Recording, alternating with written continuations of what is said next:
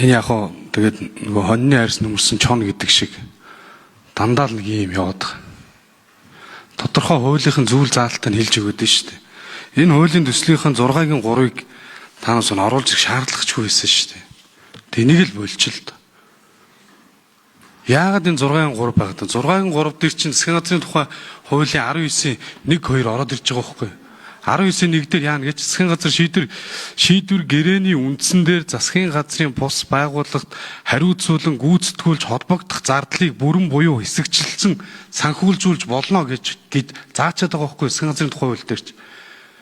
Тэгээ энийг л болчихлоо. Мөнгө хаана гоо? Тэнд шийдвэр гараад байна шүү дээ. Өнөөдөр манай танхимынхан аж ахуй нэгжүүд дуу хоолойгоо нийлүүлээд юм хийхээр дээд цуугаа удирдлагууд нь баахан гэрээ ээж хэдэн төгрөг авчаад доошоогоо ажиллаа явуулахгүй дардаг шүү дээ. Чөлөөтэйгээр тэр төрөөс хамааралгүй болгоод мөнгнөөс нь хамааралгүй болгоод өөрсдөө хоорондоо мэтгэлцээд муудалцаад юмаа гаргаад эргэлдээ. Тэгээд нэгдэж нийлээд дуу хоолойгоо төрдөө илэрхийлнэ үсттэй. Энэ чинь л ардчлалын зарчим шүү дээ.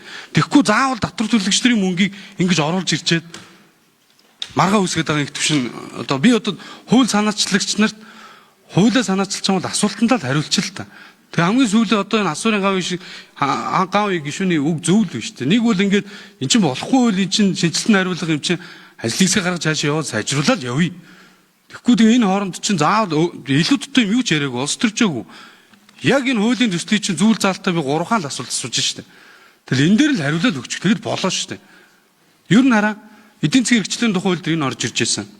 Энэ дээр энэ орж ирж байгаа танхимын тухай хууль. Дахиад энэ нөгөө мэргэжлийн холбоотой эрх зүйн байдлын тухай хууль дээр бас байгаа. Ингээ олон хуулиуд дээр байгаа. Тэр яаж ийм ихээр төр өөрөө төрийн бус байгууллагыг гаргаж ирээд тэднэрт гэрээ хийгээд мөнгө өгөөд мөнгө өгснийхээ ард дээр шийдвэрээ гаргуулдаг. Тэгэхээр тэр эвлэлтэд нэгдсэн байгаа тэр төрийн бус байгууллагууд мэргэжлийн холбоотой ч дуу хоолойгоо хаана илэрхийлэх юм. Хэдэн дарга нар нийлээд хэдэн гэрээ хийгээд хэдэн цаас авчдаг. Тэр мөнгө л дарагдчихж байгаа шүү дээ. Хэдүүл ингээд үнэтэйг нүүр тулъя л доо. Ялангуяа хуулийн төслүүд орж ирж байхад энэ төрөөс ингээд мөнгийг салгая л та. Энэ ямар ч сан мэргэжлийн холбоо энэ төрийн бус байгууллагуудаас төрийн мөнгийг салгаж яаш явна шүү дээ. Тэг тийм байна.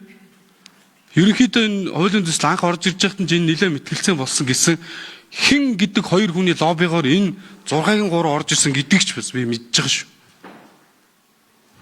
Тэр нь цаашдаа зарлаад явна.